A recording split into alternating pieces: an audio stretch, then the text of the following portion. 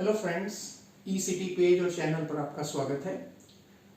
Recently skill India mission ने अपने 8 साल पूरे किए हैं और इसलिए जीके का एक इम्पॉर्टेंट टॉपिक हो जाता है।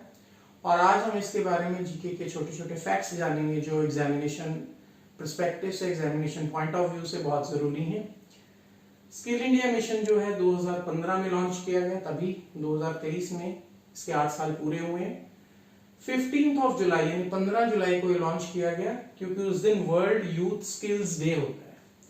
तो हिस्टोरिक वैल्यू देखते हुए 15 जुलाई 2015 को ये जो मिशन था लॉन्च किया गया।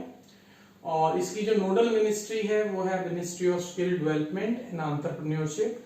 आपको मिनिस्ट्री का पूरा नाम पता होना चाहिए एग्जामिनेशन पर्सपेक्टिव से। जब भी आप करें तो आप इस शब्द का ध्यान रखें कि एंटरप्रेन्योरशिप शब्द जो है इस मिनिस्ट्री में ऐड किया गया है। ये मिशन जो है national policy on skill development के रिव्यू के अंतर्गत लॉन्च किया गया है। 2009 में एक पॉलिसी आई थी जिसमें ये देखा गया था कि स्किल डेवलपमेंट को किस हिसाब से बनाया जाएगा और उस पॉलिसी को हर 5 साल के बाद रिव्यू करना था। तो 2014 में यानी 2014 में पॉलिसी रिव्यू की गई और फाइनली उसको रिव्यू करने के बाद स्किल इंडिया मिशन 2015 में लॉन्च कर दिया गया। अब इसके अंतर्गत कई बॉडीज जो है वर्क कर रही हैं, जैसे नेशनल स्किल डेवलपमेंट एजेंसी। तो नेशनल स्किल डेवलपमेंट एजेंसी क्या काम करती है? ये क्वालिटी देखती है, पॉलिसी रिसर्च करती है कि हमें किस तरह की स्किल्स की मार्केट में जरूरत है, किस तरह की जो स्किल्स हैं वो इम्पार्ट की जानी चाहिए। ये सभी की क्वालिटी जो है नेशनल स्किल डेवलपमेंट एजेंसी देखती है। नेशनल स्किल डेवलपमेंट कॉर्पोरेशन ये पब्लिक प्राइवेट मोड पर वर्क करती है। ये कैपेसिटी बिल्डिंग का काम करती है। कैपेसिटी बिल्डिंग का क्या मतलब है कि कोई व्यक्ति जो स्किल्स की ट्रेनिंग दे रहा है, किसी भी तरह की स्किल और लोगों को सिखा रहा है, मान लीजिए कोई सिलाई कढ़ाई का काम किसी और को सिखा रहा है, तो वो व्यक्ति जो सिखा रहा है उसकी कैपेसिटी को एनहेंस किया जाए ताकि सीखने वालों की भी कैपेसिटी बढ़े। तो एक तरह से ये ट्रिकल डाउन इफेक्ट पर वर्क कर रही है। डायरेक्टरेट जनरल ऑफ ट्रेनिंग ये इम्प्लीमेंटेशन एजेंसी है। ये पूरी स्किल को लागू करने के लिए जिम्मेवार है। तो ऑब्वियसली जब ये लागू करने के लिए जिम्मेवार है तो दो एजेंसीज में कोऑर्डिनेशन का काम भी करेगी।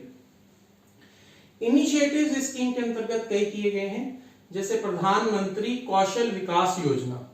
तो पीएम कौशल विकास योजना ये पहला इनिशिएटिव है स्कीम के अंतर्गत या स्किल इंडिया मिशन के अंतर्गत। दूसरा है नेशनल स्किल्स क्वालिटी फ्रेमवर्क कि जो स्किल्स इंपार्ट की जा रही है उनकी क्या क्वालिटी रहने वाली है, ये नेशनल स्किल्स क्वालिटी फ्रेमवर्क में है। उड़ान स्कीम जो है स्पेशली जम्मू एंड कश्मीर के यूथ के लिए लॉन्च की गई थी, उनकी स्किल डेवलपमेंट के लिए लॉन्च की गई थी। और संकल्प scheme skills acquisition, acquisition means हासिल करना, एंड नॉलेज अवेयरनेस, नॉलेज का ज्ञान होना, लाइवलीहुड प्रोग्राम जिससे रोजी रोटी यानी लोग अपना सोर्स ऑफ इनकम जनरेट कर सके। तो ये संकल्प स्कीम भी जो है वो स्किल इंडिया मिशन के अंतर्गत लॉन्च की गई थी। 2023 का थीम क्या रहा है स्किल इंडिया मिशन का? स्किलिंग टीचर्स जो पढ़ा रहे हैं, ट्रेनर्स एंड यूथ। तो 3 सेगमेंट्स इसमें लिए गए हैं, टीचर्स, ट्रेनर्स और यूथ। इंडिया इस समय जो है डेमोग्राफिक डिविडेंड की कगार पे है और हमारी जो यूथ पॉपुलेशन है बहुत ज्यादा है। तो इसलिए हर चीज में यूथ को लेना या थीम्स में या गवर्नमेंट स्कीम में यूथ को लेना एक आम बात है ताकि हमारी वर्कफोर्स जो है वो कंट्री के डेवलपमेंट में इंपॉर्टेंट रोल प्ले कर सके। तो इसी की फर्दरेंस में ये यूथ वर्ड भी इंक्लूड किया गया है। For a transformative future. Transformative future का मतलब है आराम से भविष्य में बदलाव लाया जा सके।